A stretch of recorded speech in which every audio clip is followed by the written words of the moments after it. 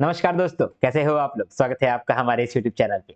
आज के इस पर्टिकुलर वीडियो में हम लोग डिस्कस करने वाले हैं clause 49 of SEBI listing agreement. तो सेबी का जो लिस्टिंग एग्रीमेंट है, उसमें क्लॉज 49 क्या कहता है, वो आज हम लोग देखेंगे। ये कॉर्पोरेट गवर्नेंस का एक पार्ट है, क्लॉज 49। क्लॉज 49 और कुछ नहीं है, कॉर्पोरेट गवर्नेंस के लिए एक रूल है जो कि भारत में सेबी ने दिया है।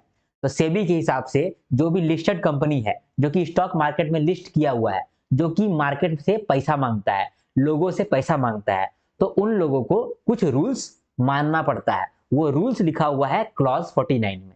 तो सेबी जो कि वॉचडॉग है स्टॉक एक्सचेंज का भी और सारा कंपनीज का भी, उन्होंने ही ये क्लॉज लेके आया है, उन्होंने ये रूल्स रेगुलेशन लेकर के आए हैं।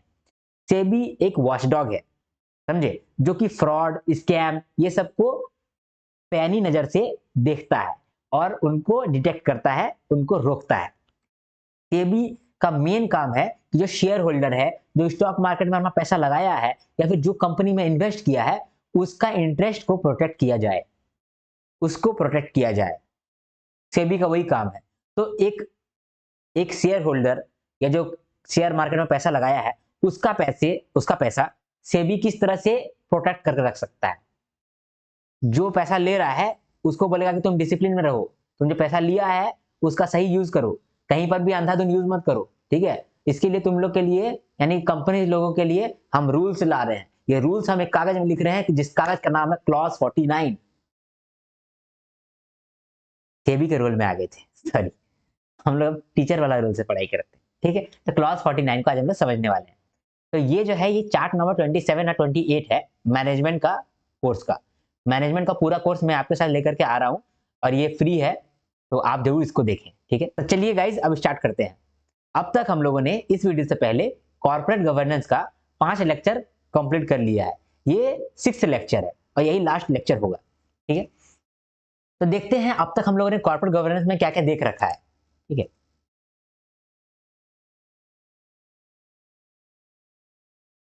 तो देखिए, सबसे पहले हम लोग देखें कि कॉर्पोरेट गवर्नेंस क्या होता है। इसका डेफिनेशन हम लोगों ने देखा, प्रिंसिपल्स देखा, पार्टिसिपेंट्स कौन कौन होते हैं वो देखा, बेनिफिट्स क्या है कॉर्पोरेट गवर्नेंस का, फिर कौन कौन सा फैक्टर है जिससे कॉर्पोरेट गवर्नेंस पे फर्क पड़ता है वो हम लोगों ने देखा, फिर क्या क्या चैलेंज है कॉर्पोरेट गवर्नेंस के लिए वो हम लोगों ने देखा, और मेजर मेजर जो स्कैम हुआ है वो सब भी हम लोगों ने देखा, ठीक है। उसके बाद फिर हम लोगों ने अगला चार्ट में देखा कि वो कौन कौन सा मैकेनिज्म है, तरीका है जिससे कॉर्पोरेट गवर्नेंस अच्छा होता है। तो इसीलिए हम लोगों ने इंटरनल मैकेनिज्म देखा और एक्सटर्नल मैकेनिज्म भी देखा। उसके बाद फिर हम लोगों ने देखा थ्योरीज। तो कॉर्पोरेट गवर्नेंस का इंपॉर्टेंट इंपॉर्टेंट थ्योरीज है, वो सबको हम लोगों ने देखा जो एग्जाम में अक्सर पूछा जाता है। जैसे कि एजेंसी थ्योरी हो गया, स्टेवर्डशिप थ्योरी हो गया, स्टेक होल्डर थ्योरी हो गया, रिसोर्स डिपेंडेंसी थ्योरी हुआ, पॉलिटिकल थ्योरी हुआ, ट्रांजैक्शन कॉस्ट थ्योरी हुआ। ये सब हम लोग डिस्कस कर चुके हैं। फिर हम लोगों ने देखा कि कौन कौन से डिजाइन से कॉर्पोरेट गवर्नेंस फॉलो किया जाता है।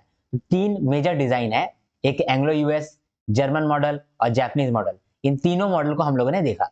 फिर हम लोग देखने लगे कमिटीज, कि कौन कौन सा कमिटी बनाया गया कॉर्पोरेट गवर्नेंस के लिए। तो जितना भी कमिटी है सब हम लोगों ने देखा। और फिर आज हम लोग देखने वाले हैं clause 49 of SEBI listing agreement, ठीक है। ये 2 चार्ट में है, चार्ट नंबर 27 ये वाला और चार्ट नंबर 28 ये वाला। तो ठीक है, ये देखने से लग रहा है कि इसमें बहुत सारा कुछ लिखा हुआ है। अगर आप बाकी कोई वीडियो देखने जाओगे ना क्लॉज 49 का, तो आपको तो पल्ले ही नहीं पड़ेगा। सिर्फ टेक्स्ट ही टेक्स्ट भरा हुआ है, कुछ समझ में नहीं आ रहा है। लेकिन कोई टेंशन वाला बात नहीं है, ये वाला वीडियो आप पूरा देखिए, आपको क्लॉज 49 बहुत अच्छे से समझ में आएगा, ठीक है। तो बिना किसी देरी के हम लोग स्टार्ट करते हैं। पहले हम लोग रफ में एक बेसिक आइडिया ले लेंगे कि क्लॉज 49 में क्या क्या है, क्या स्ट्रक्चर है। मतलब आप ओवरऑल आइडिया ले लेंगे हम लोग रफ में। जैसे ही ओवरऑल आइडिया हम लोग ले लेंगे ना रफ में, तो यहाँ पर हम लोग को कुछ ज़्यादा करना नहीं पड़ेगा, सिर्फ चार्ट हम लोग को ऊपर ऊपर देखना पड़ेगा, क्योंकि हम लोग सारा काम रफ में कर लेंगे। पहले हम लोग रफ में आते हैं, ठीक है। स्टार्ट करते हैं हम लोग रफ में। देखिए, कहानी शुरू होता है 1991 से। 1991 का साल है ना, मुझे तो ऐसा लगता है कि ये शापित साल था, क्योंकि इस समय ना बहुत लोगों का पैसा डूबा था। और उसका मेन रीजन ये है, ये स्कैम्स, स्कैम और फ्रॉड। कंपनी लोग ना बहुत स्कैम, बहुत फ्रॉड कर रहा था 1991 के समय में। सिर्फ इंडिया में नहीं, पूरे दुनिया में फ्रॉड चल रहा था। इसीलिए 1991 में क्या हुआ कि भारत में जो कंपनीज लोग का अथॉरिटी है वो सेबी है। तो सेबी सोचा कि बहुत सारा फ्रॉड हो रहा है, जिससे क्या हो रहा है कि जनता का पैसा डूब जा रहा है और जनता कुछ कुछ जनता ना आत्महत्या कर ले रहा है। और खुदकुशी कर ले रहा है। तो इसको सोच करके सेबी क्या किया कि कंपनी लोगों के लिए कुछ रूल्स लेकर के आया। अब कंपनीज एक्ट तो है ही, तो कॉर्पोरेट गवर्नेंस के लिए कुछ रूल्स लेकर के आया ये सेबी। कॉर्पोरेट गवर्नेंस के लिए कुछ रूल्स लेकर के आया कि कॉर्पोरेट अच्छा से चले, इसमें फ्रॉड कम हो, इसके लिए कुछ रूल्स लेकर के आया। वो रूल्स को ही इन लोग नाम दिया clause 49। Clause 49 of SEBI listing agreement. SEBI listing agreement.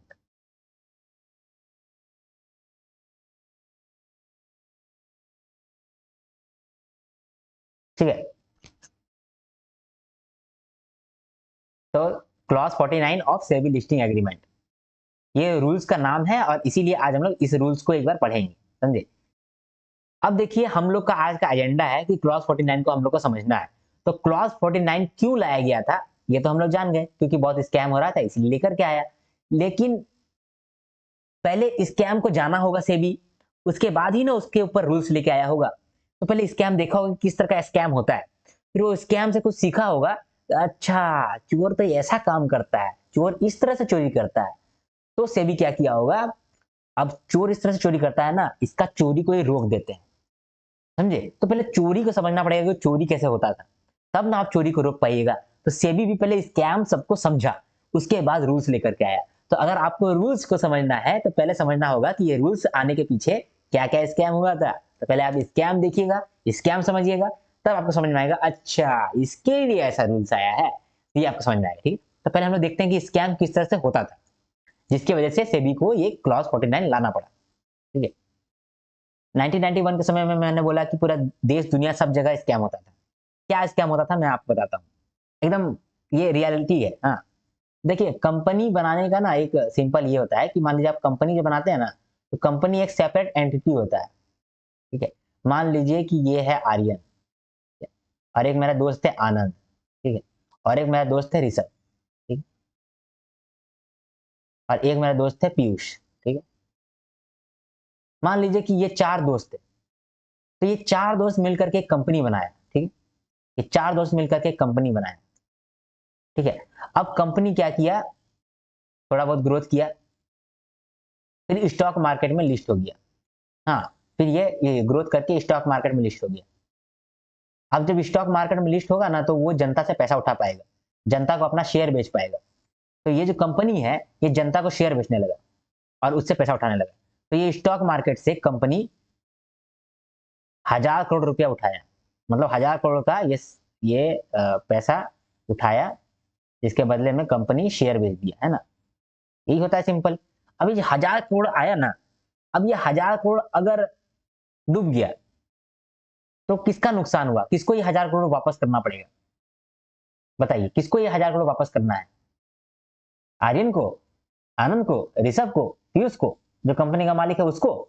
नहीं, ये किसी को भी नहीं करना है वापस, ये पैसा तो कंपनी का हो गया है। अब मान लीजिए कि कल को हमारा कंपनी हो गया बैंकरप्ट, ठीक है, हमारा कंपनी अब बंद हो गया, ठीक है, डिसोल्यूशन हो गया हमारा कंपनी का, ठीक है, तो क्या होगा, ये जो पैसा 1000 करोड़ है ये कौन देगा, ये आर्यन देगा, आनंद देगा, ऋषभ देगा, पीयूष देगा? कोई नहीं देगा। क्यों? क्योंकि कंपनी जब तक जिंदा था तो कंपनी का रिस्पॉन्सिबिलिटी था ये 1000 का मतलब रक्षा करना, और जब कंपनी ही डूब गया तो ये 1000 भी डूब गया, समझे। ये रूल्स है, कंपनीज एक्ट ऐसा कहता है कि कंपनी जो होता है ये सेपरेट एंटिटी है, इसका जो मालिक है और कंपनी दोनों अलग अलग है।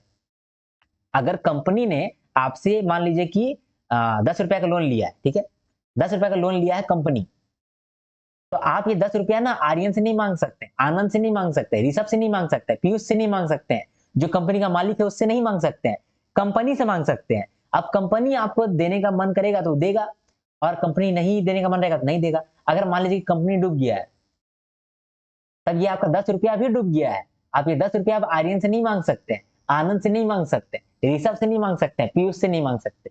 मतलब कंपनी में ही सारा गड़बड़ हो रहा है। अब मान लीजिए कि ये चीज हम जो आर्यन जानता है, आनंद जानता है, ऋषभ जानता है, कि पीयूष जानता है, ये सब मालिक जानता है कि अगर हम लोग पैसा ले लिए कंपनी के नाम पे, अब बाद में कंपनी को मिटा दिए, कंपनी को तोड़ फाक के एकदम बैंकरप्ट करके दिखा दिए कि कंपनी डूब गया है, कंपनी बंद कर रहे हैं, तो कंपनी का नाम से पहले पैसा उठा लेगा और कंपनी को भी बंद कर देगा। तो आप तो कंपनी का मालिक को कुछ नहीं बोल सकते हैं, क्योंकि कंपनी एक अलग चीज है। तो यही चीज का फायदा उठा करके ना कंपनी खूब पैसा उठाया स्टॉक मार्केट से, और वो सारा कंपनी बंद होने लगा। समझे, ये सारा कंपनी बंद होने लगा, और जो भी पैसा था ये मालिक लोग उठा करके बस पार्टी किया। समझे, ये चीज पूरा दुनिया में चल रहा था। कंपनी ठीक से चल ही नहीं रहा है, कंपनी बंद हो जा रहा है, सारा कंपनी आ रहा है, पैसा उठ रहा है और बैंकरप्ट हो जा रहा है, डिसोल्यूट हो जा रहा है, मर जा रहा है, कंपनी बंद हो जा रहा है। कंपनी आदमी खोल रहा है, थोड़ा ग्रोथ कर रहा है, पैसा उठा रहा है, कंपनी बंद कर ले रहा है, कंपनी खोल रहा है, पैसा उठा रहा है, कंपनी बंद कर ले रहा है, बोल रहा है कंपनी बंद हो गया। इसमें पैसा किसका जा रहा है? स्टॉक मार्केट से पैसा किसका जा रहा है? पैसा आदमी लोग का जा रहा है। आदमी लोग का हार्ड अर्नड मनी है, इतना मेहनत से कमाया हुआ पैसा है, ये जा रहा है। सेबी ये चीज देख रहा है, सेबी इतना बड़ा अथॉरिटी है, देख रहा है कि ये जो इन्वेस्टर है इसको कितना प्रॉब्लम हो रहा है।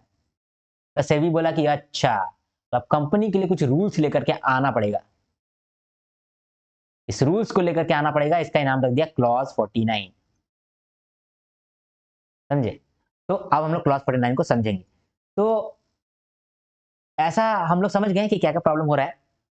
कंपनी डूब जाता है, कैसे कंपनी डूब जाता है आपको मालूम? अब देखिए, आपके दिमाग में ये सवाल आएगा कि सर, कंपनी थोड़ा सा ग्रोथ किया, इसके बदले में क्या स्टॉक मार्केट में उसको 1000 करोड़ रुपए मिल सकता है? 1000 करोड़ मिल सकता है? 1-2 करोड़ तो मानते हैं, 1000 करोड़ को दे देगा उसको? हाँ, दे देगा।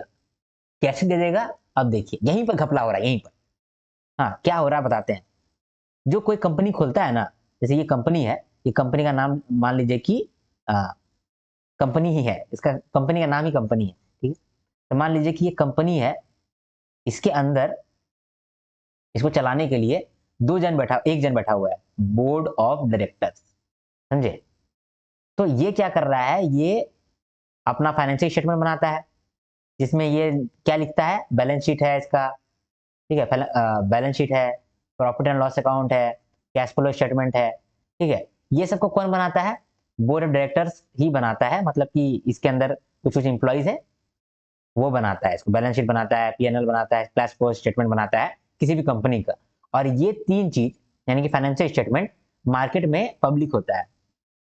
जब मार्केट में ये चीज पब्लिक होगा तो आदमी लोग को मालूम चलेगा कि एक कंपनी कितना औकात रखता है, एक कंपनी का कितना प्रॉफिट हो रहा है, एक कंपनी का कैश कितना आ रहा है। ये सब जान करके लोग यानी कि पब्लिक इसमें पैसा डालता है, सोचता है कि देखो यार, ये कंपनी इतना अच्छा ग्रोथ कर रहा है, ये कंपनी का एसेट इतना ज्यादा है और लायबिलिटी इतना कम है, एसेट ज्यादा है, लायबिलिटी कम है, मतलब कि ये तो मस्त कंपनी है, इसमें पैसा लगाना चाहिए। और ये कंपनी का प्रॉफिट भी हाई है, तो यहाँ पे पैसा लगाना चाहिए। ये कंपनी में कैश ही कैश भरा हुआ है, तो ये तो और ग्रोथ करेगा और प्रॉफिट बनेगा। तो सारा पब्लिक क्या करेगा, इसमें पैसा इन्वेस्ट करेगा, शेयर खरीदेगा और पैसा इन्वेस्ट करेगा, ठीक है। तो ये पैसा इन्वेस्ट करेगा, तब आ जाएगा कंपनी के पास पैसा। आ गया पैसा, अब ये पैसा को ये लोग उड़ा देगा। समझे, तो गड़बड़ कौन कर रहा है? एक तो बोर्ड ऑफ डायरेक्टर गड़बड़ कर रहा है, जो कि बैलेंस शीट में, प्रॉफिट एंड लॉस अकाउंट में, कैश फ्लो स्टेटमेंट में अपने मन से ही अपना फिगर लिख दे रहा है कि एसेट ज्यादा है, लायबिलिटी कम है, प्रॉफिट बहुत ज्यादा है, कैश बहुत ज्यादा है। ये सब कौन लिख के दे रहा है? बोर्ड ऑफ डायरेक्टर ही तो लिख के दे रहा है। ये अपने मर्जी से अंडरस्टैंड लिख दिया है, पूरा हाई हाई वैल्यू लिख दिया है, और यही हाई वैल्यू देख करके पब्लिक बौरा गया है और इसको पैसा देते फिर रहा है। तो गड़बड़ कहाँ हो रहा है? ये बोर्ड ऑफ डायरेक्टर ही गड़बड़ कर रहा है। समझे, और दूसरा गड़बड़ कि कोई भी चेकिंग नहीं है, सीधा पब्लिक के पास चल जा रहा है। यहाँ चेकिंग भी करने वाला कोई नहीं है, मतलब कि ऑडिट करने वाला कोई नहीं। समझे, ये सबसे बड़ा गड़बड़ है। कोई भी स्कैम होने का अर्थ है कि बोर्ड ऑफ डायरेक्टर और ऑडिट का पूरा हाथ था, इसकी वजह से वो स्कैम हो पाया, नहीं तो स्कैम नहीं होगा। एक जो कंपनी का मालिक है, जैसे कि आर्यन था, आनंद था, ऋषभ था, ये लोग जो था, ये लोग फ्रॉड कर पाया, उसका रीजन कौन था? ये लोग को हेल्प किया बोर्ड ऑफ डायरेक्टर, और कोई भी ऑडिट नहीं था, वो दो चीज हेल्प किया। तो सेबी ये जान गया कि ये दो चीज को हम लोग को पकड़ना है, एक तो बोर्ड ऑफ डायरेक्टर को स्ट्रांग करना है,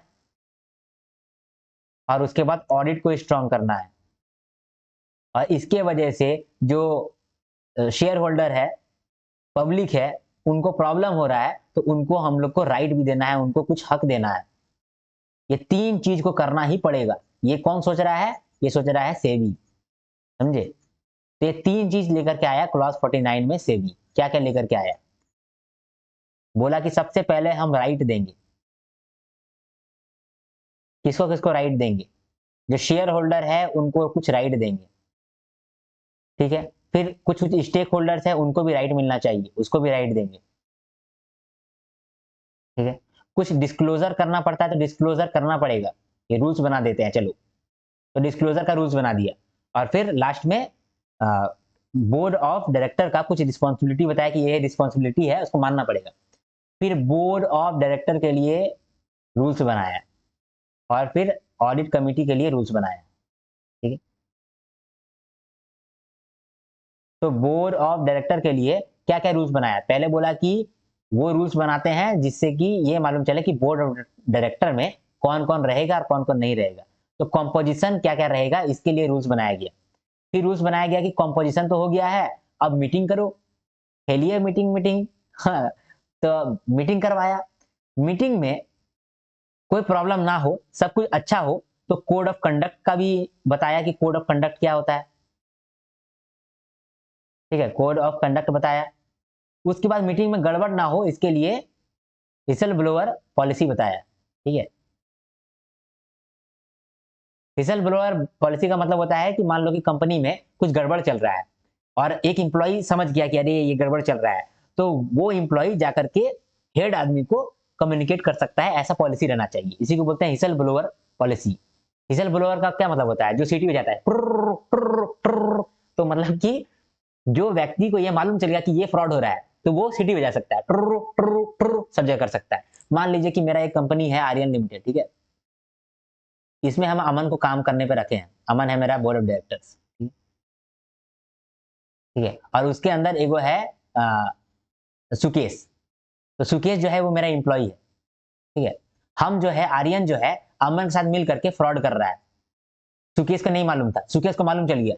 सुकेश क्या किया, जाकर के इंस्टाग्राम में बोल दिया आर्यन लिमिटेड बहुत ही गंदा है, वहां पर ये मतलब ये काला काम हो रहा है जिसकी वजह से आप लोग का पैसा डूब जाएगा। तो वो क्या किया, एम्प्लॉय क्या किया, सीटी बजा दिया। सीटी बजा दिया कि देखो देखो देखो देखो देखो नगाड़ा बज रहा है, नगाड़ा बज रहा है, इसका ये वाला जो कंपनी है इसमें गड़बड़ी हो रहा है, इसका कंपनी फ्रॉड कर रहा है, सबको बता दिया। तो ये हो गया हिजल ब्लोअर। तो ये पॉलिसी होता है, ये पॉलिसी क्या क्या रहेगा वो भी से भी बताया है, समझे। तो राइट्स बताया शेयर होल्डर का, स्टेक होल्डर का, डिस्क्लोजर बताया, और बोर्ड ऑफ डायरेक्टर का रिस्पॉन्सिबिलिटी बताया। फिर बोर्ड ऑफ डायरेक्टर कौन कौन बन सकता है वो बताया। मीटिंग करना पड़ेगा, मीटिंग में हिसल ब्लोअर पॉलिसी होना चाहिए और मीटिंग ठीक से हो इसलिए कोड ऑफ कंडक्ट भी होना चाहिए। फिर ऑडिट कमेटी के लिए, ऑडिट कमेटी के लिए भी बोला कि इसका भी कौन कौन मेंबर रहेगा, वो चीज का भी रूल्स बता दिया गया। तो कॉम्पोजिशन क्या क्या रहेगा इसका रूल्स बताया गया। मीटिंग कब कब होगा, कितना बार मीटिंग होना चाहिए, ये सब का रूल्स बताया गया। फिर फिर सोचा कि अब एक और कमिटी बनाया जाए, nomination and remuneration committee. Nomination and remuneration committee, क्योंकि जो सैलरी डिसाइड करता है उसके हाथ में बहुत पावर होता है ना। इसीलिए जो सैलरी डिसाइड करता है उसका एक कमिटी बनाना चाहिए, और वो कमिटी के लिए कुछ रूल्स बनाना चाहिए। इसीलिए नॉमिनेशन एंड रेमनरेशन कमिटी बनाए, समझे। तो इसके लिए भी कुछ रूल्स आया। इतना तक तो ठीक था। देखिए ये सब बहुत जरूरी जरूरी काम से भी कर लिया, राइट्स ठीक किया, बोर्ड ऑफ डायरेक्टर का क्या कॉम्पोजिशन होगा, मीटिंग होगा कैसे, वो सब बताया। ऑडिट कमेटी क्या करेगा क्या नहीं करेगा वो बताया।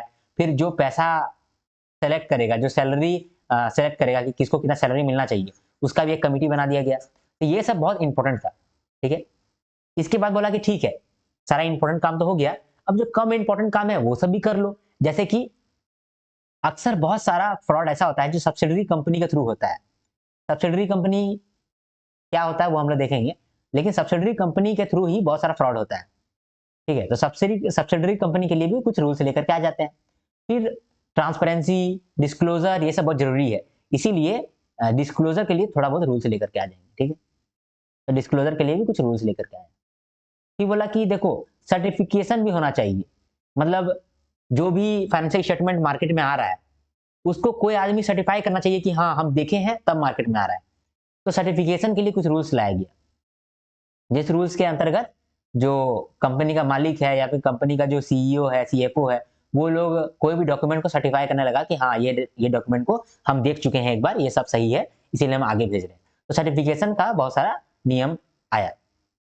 फिर देखो सब कुछ तो ठीक है, सब कुछ का तो नियम बना दिए, लेकिन एक और नियम बना देते हैं रिस्क मैनेजमेंट का, कि अब देखो हर रिस्क तो सेबी खुद मैनेज नहीं कर सकता है ना, तो रिस्क मैनेजमेंट का एक रूल्स बना देते हैं कि देखो कौन कौन जिम्मेदार रहेगा रिस्क को मैनेज करने के लिए। पहले रिस्क को आइडेंटिफाई करेगा कि कहाँ कहाँ पर रिस्क होता है, उस रिस्क को मैनेज करेगा। तो कौन कौन किस किस पर ये दायित्व बनता है कि वो रिस्क को मैनेज करे, उसको भी हम लोग बता देते हैं। और लास्ट में जब सारा काम हो गया तब बोला कि कॉर्पोरेट गवर्नेंस का एक रिपोर्ट मिल जाता तो मजा आ जाता। तो सेबी बोला कि एक रिपोर्ट भी बनाने बोलो इन लोगों को। बाद में सबसे लास्ट में बोला कि एक रिपोर्ट भी बनाएगा ये लोग कॉर्पोरेट गवर्नेंस को लेकर के, समझे। तो ये है क्लॉज 49 का पूरा स्ट्रक्चर, यही स्ट्रक्चर है क्लॉज 49 का। अभी चार्ट में आप देखिएगा तो चार्ट में भी मैंने यही सब सेम चीज लिखा हुआ है, बस थोड़ा डिटेल में। जैसे यहाँ पर आप देखिएगा मैंने क्या क्या बोला है, पहले राइट्स, फिर बोर्ड ऑफ डायरेक्टर और ऑडिट कमेटी सबसे इंपॉर्टेंट, और नॉमिनेशन एंड रेमनरेशन कमेटी ये भी इंपॉर्टेंट है। फिर बोर्ड मीटिंग वगैरह वगैरह भी हम लोगों ने यहाँ पर देखा है। फिर अगला में हम लोगों ने देखा कि सब्सिडरी कंपनी और रिस्क मैनेजमेंट, डिस्क्लोजर, सर्टिफिकेशन और रिपोर्ट ऑन कॉर्पोरेट गवर्नेंस। तो ये सब हम लोग अभी पढ़ेंगे। तो इसको हम लोग बेसिक ओवरव्यू अभी हम लोग चार्ट में देख लिए कि क्यों ये बनाया गया और कैसे ये काम करता है। ठीक है, अब एक एक करके हम लोग इसको समझ लेते हैं, थोड़ा डीप में आप हम लोग समझते हैं। तो ये वाला आपको समझ में आना चाहिए, और शायद आ भी गया होगा कि जो सेबी का लिस्टिंग रिक्वायरमेंट है, सेबी का एसबीआई लिख रहा हूँ, पागल हो गया, काला चश्मा पहन के मैं अंधा हो गया लगता है। सेबी का क्लॉज 49 ऑफ लिस्टिंग एग्रीमेंट का यही स्ट्रक्चर है जो मैंने यहाँ पर दिया है। ठीक है, यही स्ट्रक्चर को आप कहीं पर लिख लो, आपको बहुत क्लैरिटी मिल जाएगा। अब हम लोग इसको ही समझेंगे चार्ट के फॉर्मेट में। चलिए स्टार्ट करते हैं। सबसे पहले हम लोग देखें कि राइट्स बहुत जरूरी है, फिर बोर्ड ऑफ डायरेक्टर बहुत जरूरी है, और ऑडिट कमेटी बहुत जरूरी है, क्योंकि यही तीन का मदद से ही फ्रॉड हो जाता है। तो फ्रॉड को रोकने के लिए इन तीनों पे रूल्स बनाना पड़ेगा, राइट्स पे, बोर्ड ऑफ डायरेक्टर्स पे और ऑडिट कमेटी पे। राइट्स मतलब कि हक देना पड़ेगा, किनको किनको हक देना पड़ेगा, शेयर होल्डर को, स्टेक होल्डर को, बोर्ड पे कुछ रिस्पॉन्सिबिलिटी डालना पड़ेगा। तो देखते हैं क्या क्या राइट्स जरूरी है, और ये क्लॉज 49 में किसको किसको राइट मिला, किसको किसको हक मिला। सबसे पहला हक मिला शेयर होल्डर लोगों को। क्या हक मिला कि कंपनी ट्रांसपेरेंट रहेगा, कंपनी जो भी जनरल मीटिंग करता है, वोटिंग करता है, तो ये सब बात बताएगा शेयर होल्डर को। कैसे बताएगा, अपना वेबसाइट में बताएगा और ईमेल में बताएगा। तो अगर आपने स्टॉक मार्केट में इन्वेस्ट किया हुआ है ना, तो जब भी जनरल मीटिंग होगा ना उस कंपनी का, आपको मैसेज आ जाएगा। मेरे पास भी मैसेज आते रहता है। तो इसका क्या मतलब है कि वो कंपनी इस रूल्स को मेंटेन करता है, ये रूल्स को फॉलो करता है। तो ये रूल्स जो बना उसमें शेयर होल्डर को कुछ हक मिला, जैसे कि ट्रांसपेरेंसी और इंफॉर्मेशन उसको मिलता रहेगा। स्टेक होल्डर के लिए भी कुछ नियम बना। स्टेक होल्डर के लिए क्या नियम बना कि जो भी काम होगा स्टेक होल्डर से रिलेटेड, जैसे कि सप्लायर से हमको सप्लाई लेना है, ठीक है, क्रेडिटर से हम लोगों को पैसा लेना है, और डेटर को हम लोग को पैसा देना है। तो ये जो भी हम लोग काम करेंगे ये हम लोग या तो म्यूचुअल एग्रीमेंट में करेंगे, आपस में दोनों एग्रीमेंट बना करके करेंगे, अदरवाइज लॉ के अनुसार करेंगे। कंपनी अपना सप्लायर को तंग नहीं कर सकता है, अपना सप्लायर को परेशान नहीं कर सकता कि नहीं हम तुमको पैसा नहीं देंगे, हम तुमको एक ही पैसा देंगे, देना है तो दो वरना भागो, ऐसे परेशान नहीं कर सकता है। दोनों का एग्रीमेंट होगा तभी उन लोगों के बीच में कॉन्ट्रैक्ट होगा, अदरवाइज नहीं होगा। तो जो स्टेक होल्डर्स है, जैसे कि सप्लायर्स हो गया, क्रेडिटर हो गया, बैंक्स हो गया, तो ये लोग को भी कुछ कुछ राइट मिला। क्या राइट मिला कि ये लोग का एग्रीमेंट बनेगा तभी ये लोग काम करेगा, समझे। तो ये वाला राइट भी इन लोग को मिला। फिर बोर्ड का कुछ कुछ रिस्पॉन्सिबिलिटी है, कुछ कुछ, सारा रिस्पॉन्सिबिलिटी बोर्ड का ही है। बोर्ड ही सारा काम देखता है, एक्शन प्लान बनाता है, स्ट्रेटजी बनाता है, रिस्क मैनेज करता है, ये सारा रिस्पॉन्सिबिलिटी बोर्ड ऑफ डायरेक्टर का है। तो ये चीज भी इस रूल्स में स्पेशली बताया गया कि देख लो बोर्ड तुम्हारा ही सारा रिस्पॉन्सिबिलिटी है, पगला मत बन जाना। ठीक है, उसके बाद लास्ट में बोला कि डिस्क्लोजर और ट्रांसपेरेंसी इंपॉर्टेंट है, मतलब जो इंफॉर्मेशन पब्लिक को मालूम होना चाहिए उसको तुम लोग मालूम करवाओ। जैसे कि मान लीजिए कि अभी कंपनी का मालिक चेंज हो गया है, आर्यन से, आर्यन को मालिक का पद से हटा दिया गया है और यहां पर बैठाया गया है श्रेया को, ठीक है, तो श्रेया मालकिन को यहां बैठाया गया है। तो ये चीज शेयर होल्डर को मालूम होना चाहिए ना कि ओनर बदल गया है, मालिक बदल गया है, मालिक बदलेगा तो परफॉर्मेंस भी बदल जाएगा, है ना? इसके लिए कुछ कुछ डिस्क्लोजर जरूरी होता है, ये डिस्क्लोजर को लाना पड़ेगा, ऐसा लिखा था क्लॉज 49 में। तो सबका राइट्स पहले क्लियर कर दिया, समझे? सबसे पहले सबका राइट्स क्लियर कर दिया। उसके बाद बोला कि अब हम लोग चालू करते हैं बोर्ड ऑफ डायरेक्टर का नियम। बोर्ड ऑफ डायरेक्टर और ऑडिट कमेटी, ये दोनों की वजह से ही ज्यादा स्कैम होता है, तो अब ये दोनों का रूल्स हम लोग लेकर के आते हैं। बोला बोर्ड ऑफ डायरेक्टर कौन कौन बन सकता है। देखिए जो बोर्ड ऑफ डायरेक्टर है ना, यही कंपनी का करता धरता है, सारा काम यही करता है, सारा स्ट्रेटजी यही बनाता है। अगर बोर्ड ऑफ डायरेक्टर चाह लिया तो कंपनी को एक नया ऊंचाई तक पहुंचाएगा, और वही अगर चाह लिया तो वो एकदम गर्त पे ले जाएगा, समझे? तो जैसे आपका घर का बोर्ड ऑफ डायरेक्टर कौन है? आपका घर का बीओडी है आपकी मम्मी। आपकी मम्मी चाह ली तो आपका घर को स्वर्ग बना देगी, जैसे कि अभी बना करके रखी है। लेकिन अगर आपका मम्मी चाह ली कि इस स्वर्ग को नरक बना देंगे, तो वो नरक भी बना सकती है, समझे? इसीलिए बोर्ड ऑफ डायरेक्टर के हाथ में सारा कारोबार रहता है। तो बोर्ड ऑफ डायरेक्टर को चुनना बहुत जरूरी है, और अच्छा बोर्ड ऑफ डायरेक्टर होना चाहिए। तो इसके लिए कुछ रूल्स लाया गया, सेबी ने कुछ रूल्स दिए, ठीक है? कंपोजिशन को यहाँ पर समझने से आपको थोड़ा सा परेशानी होगा, इसीलिए हम लोग इसको भी थोड़ा चार्ट में ही समझते हैं। तो बोर्ड ऑफ डायरेक्टर का कंपोजिशन को आज हम लोग देखते हैं, ठीक? तो बोर्ड ऑफ डायरेक्टर में कौन कौन रहेगा, कौन कौन नहीं रहेगा, उसको ही कहते हैं हम लोग कंपोजिशन। तो इसमें कहता है कि देखो बोर्ड ऑफ डायरेक्टर में बहुत सारा डायरेक्टर रहेगा, इसके अंदर तो बहुत सारा डायरेक्टर रहेगा। तो ये जो डायरेक्टर रहेगा, मान लीजिए डायरेक्टर 1 है, डायरेक्टर 2 है, डायरेक्टर 3 है, ऐसे करके बहुत सारा डायरेक्टर होगा। हाँ, तो कह रहा है कि जो भी डायरेक्टर होगा ना, जो भी डायरेक्टर होगा, ये इंश्योर करना कि वो डायरेक्टर 10 कमिटीज का मेंबर नहीं होना चाहिए। ऐसा ना हो कि वो जो डायरेक्टर तुम्हारा बोर्ड ऑफ डायरेक्टर्स में आ रहा है, वो 10 कमिटी से ज्यादा का मेंबर रह चुका है, मतलब मेंबर है अभी। मान लीजिए अपने कंपनी में या फिर दूसरे कंपनी में वो 10 कमिटी का मेंबर है, तो उस तरह का डायरेक्टर को आप अपना बोर्ड ऑफ डायरेक्टर में मत रखिए, ठीक है? अगर 9 कमिटी मेंबर है, तो मतलब कि 9 गो कमिटी में वो मेंबर है, तब रख सकते हैं डायरेक्टर, हाँ तभी रख सकते हैं। उसके बाद और एक चीज इंश्योर करिएगा कि वही डायरेक्टर चेयरमैन नहीं होना चाहिए 5 कमिटी का। अब अपना कंपनी का बात करें या फिर किसी भी कंपनी में, वो 5 कमिटी का चेयरमैन नहीं होना चाहिए। अगर वो चेयरमैन है 5 कमिटी का, तो उस केस में आप उसको डायरेक्टर मत बनाइए, ठीक है? तो वो 4 कमिटी का अगर होगा चेयरमैन, तो हाँ तब बना दीजिए। लेकिन ये लिमिट है कि 5 कमिटी या फिर उससे ज्यादा का चेयरमैन नहीं होना चाहिए, और 10 कमिटी या फिर उससे ज्यादा का मेंबर नहीं होना चाहिए, ठीक है? सबसे बेसिक यही है। उसके बाद कहता है, अब फिर दूसरा पॉइंट में कहता है कि मेजोरिटी जो है वो इंडिपेंडेंट होना चाहिए। मेजोरिटी डायरेक्टर जो है ना, वो इंडिपेंडेंट होना चाहिए, जो कि शेयर होल्डर का काम करे, शेयर होल्डर के लिए बात रखे, समझे? तो मेजोरिटी जो है वो नॉन एग्जीक्यूटिव डायरेक्टर होना चाहिए, नॉन एग्जीक्यूटिव डायरेक्टर होना चाहिए। मेजोरिटी का मतलब ये समझ लीजिए कि 50% या फिर ज्यादा, समझे? 50% और अबव। तो अगर जो भी आपका बोर्ड है, जिसमें कि D1 D2 D3 करके बहुत सारा बोर्ड है, ठीक है, मतलब बहुत सारा बोर्ड मेंबर है, तो बोर्ड मेंबर में 50% से ज्यादा या फिर 50% नॉन एग्जीक्यूटिव डायरेक्टर होना चाहिए, जो कि इंडिपेंडेंट होता है, जो कि शेयर होल्डर के लिए बात रखता है बोर्ड मीटिंग में, समझे? तो 50% या ज्यादा उससे नॉन एग्जीक्यूटिव डायरेक्टर होना चाहिए। फिर तीसरा बात कहता है कि एटलीस्ट एक वुमेन डायरेक्टर होना ही चाहिए, क्योंकि हम लोग को वुमेन एम्पावरमेंट भी करना है, तो एटलीस्ट 1 वुमेन डायरेक्टर होना चाहिए। ये आपका सवाल में पूछा जा सकता है, समझे? क्योंकि वुमेन का बात आ गया है, समझे? अब जेंडर इक्वालिटी का बात आ गया है, तो एक वुमेन होना चाहिए, ऐसा कहता है सेबी। कहाँ कहता है? क्लॉज 49 में, समझे? तो एक वुमेन डायरेक्टर भी होना चाहिए एटलीस्ट। तो अब चौथा में क्या कह रहा है? चौथा में बोलता है कि देखिए अब मीटिंग हो रहा है, ठीक है? मान लीजिए मीटिंग हो रहा है, बोर्ड मीटिंग हो रहा है, तो मीटिंग में एक चेयरमैन बनेगा। तो चेयरमैन कौन बनेगा? जो भी डायरेक्टर है वही लोग के बीच में तो एक चेयरमैन बनेगा। तो अगर मान लीजिए कि वो चेयरमैन एग्जीक्यूटिव डायरेक्टर है, ठीक है? तो अगर मान लीजिए चेयरमैन एग्जीक्यूटिव डायरेक्टर है, तो यहां पर बोर्ड मेंबर में एटलीस्ट 1/2 नॉन एग्जीक्यूटिव डायरेक्टर रहना चाहिए। क्यों, ऐसा क्यों?